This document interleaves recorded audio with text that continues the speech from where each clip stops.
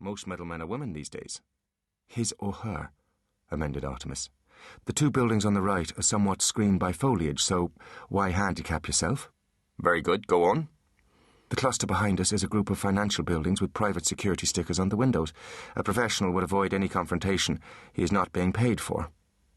Butler nodded. It was true.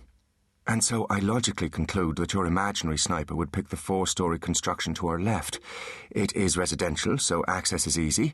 The roof affords him or her a direct line of fire, and the security is possibly dismal, and more than likely non-existent. Butler snorted. Artemis was probably right, but in the protection game, probably wasn't nearly as comforting as a Kevlar vest. You're probably right, admitted the bodyguard, but only if the sniper is as smart as you are. Good point, said Artemis. And I imagine you could put together a convincing argument for any one of these buildings. You just picked that one to keep me out of your line of vision, which leads me to believe that whoever you're expecting will turn up outside Carzamilla. Artemis smiled. Well done, old friend. Carzamilla was an early 20th century dwelling designed by the Spanish Art Nouveau architect Antonio Gaudi. The facade consisted of curved walls and balconies topped by twisted ironworks. The walkway outside the building was thronged with tourists, lining up for the afternoon tour of the spectacular house. Will we recognize our visitor among all these people? Are you sure he's not already here, watching us? Artemis smiled and his eyes glittered. Believe me, he's not here. If he were, there would be a lot more screaming. Butler scowled. Once, just once, he would like to get all the facts before they boarded the jet. But that wasn't the way Artemis worked. To the young Irish genius, the reveal was the most important part of his schemes. At least tell me if our contact will be armed. I doubt it, said Artemis. And even if he is, he won't be with us for more than a second. A second? Just beaming down through outer space, is he? Not space, old friend, said Artemis, checking his wristwatch. Time. The boy sighed. Anyway, the moment has passed. It seems as though I've brought us here for nothing. Our visitor has not materialized. The chances were slim. Obviously there was nobody at the other end of the rift. Butler didn't know what rift Artemis was referring to.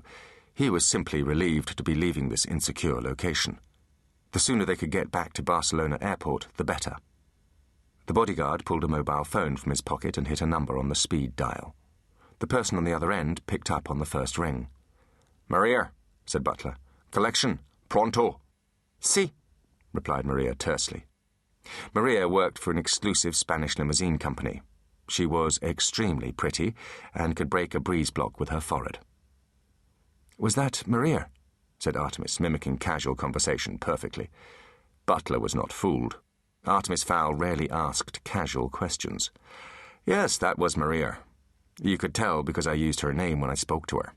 You don't usually ask so many questions about the limo driver. That's 4 in the past 15 minutes. Will Maria be picking us up? Where do you think Maria is right now? How old do you think Maria is? Artemis rubbed his temples. It's this blasted puberty, Butler. Every time I see a pretty girl, I waste valuable mind space thinking about her. That girl at the restaurant, for instance. I've glanced in her direction a dozen times in the past few minutes. Butler gave the pretty girl in question an automatic bodyguard's once over. She was 12 or 13, did not appear to be armed, and had a mane of tight blonde curls. The girl was studiously working her way through a selection of tapas, while a male guardian, perhaps her father, read the paper. There was another man at the table who was struggling to stow a set of crutches under his chair. Butler judged that the girl was not a direct threat to their safety, though indirectly she could cause trouble if Artemis was unable to concentrate on his plan. Butler patted his young charge on the shoulder. It's normal to be distracted by girls. Natural.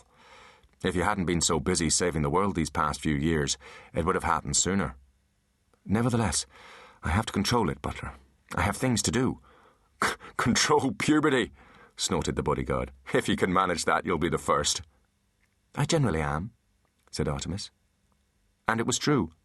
No other teenager had kidnapped a fairy, rescued their father from the Russian mafia, and helped put down a goblin revolution by the tender age of 14. A horn honked twice. From across the intersection, a young lady gestured through an open limousine window. "It's Maria," said Artemis, then caught himself. Let us go. Maybe we'll have better luck at the next site."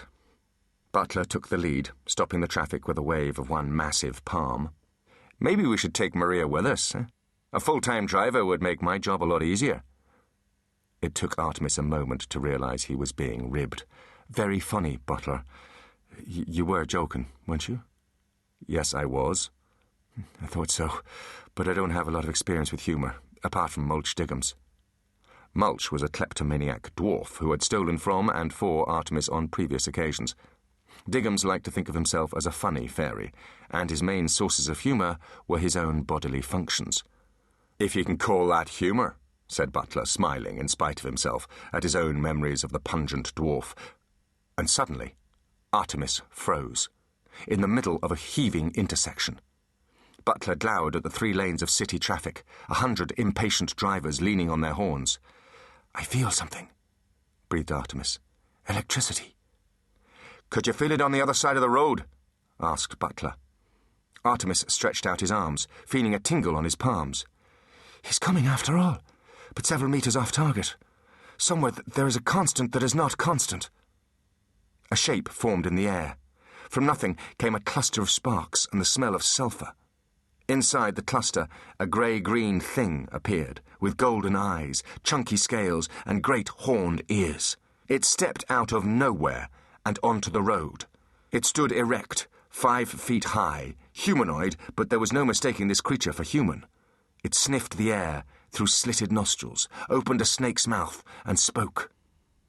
"Felicitations to Lady Etherington Smythe," it said in a voice of crushed glass and grating steel. The creature grasped Artemis's outstretched palm with a 4-fingered hand. "Curious," said the Irish boy. Butler wasn't interested in curious. He was interested in getting Artemis away from this creature as quickly as possible. "Let's go," he said brusquely, laying a hand on Artemis's shoulder. But Artemis was already gone. The creature had disappeared as quickly as it had come, taking the teenager with him. The incident would make the news later that day, but strangely enough, in spite of the hundreds of tourists armed with cameras, there would be no pictures. The creature was insubstantial, as though it did not have a proper hold on this world. Its grip on Artemis's hand was soft, with a hard core, like bone wrapped in foam rubber. Artemis did not try to pull away. He was fascinated. "Lady Etherington Smythe," repeated the creature, and Artemis could hear that it was scared. "Does this be her estate?" Hardly modern syntax, thought Artemis, but definitely English. Now, how does a demon exiled in Limbo learn to speak English? The air buzzed with power, and white electrical bolts crackled around the creature, slicing holes in space. A temporal rent. A hole in time. Artemis was not overly awed by this. After all, he had seen the lower elements police actually stop time during the Fowl Manor siege.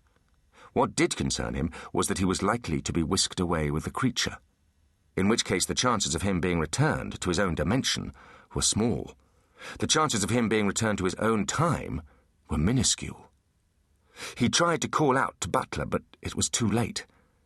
If the word late can be used in a place where time does not exist. The rent had expanded to envelop both him and the demon. The architecture and population of Barcelona faded slowly, like spirits, to be replaced first by a purple fog, then a galaxy of stars. Artemis experienced feverish heat, then bitter cold.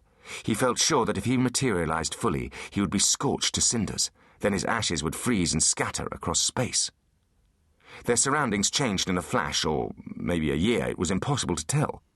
The stars were replaced by an ocean, and they were underneath it. Strange deep-sea creatures loomed from the depths, luminous tentacles scything the water all around them. Then there was a field of ice, then a red landscape, the air filled with fine dust.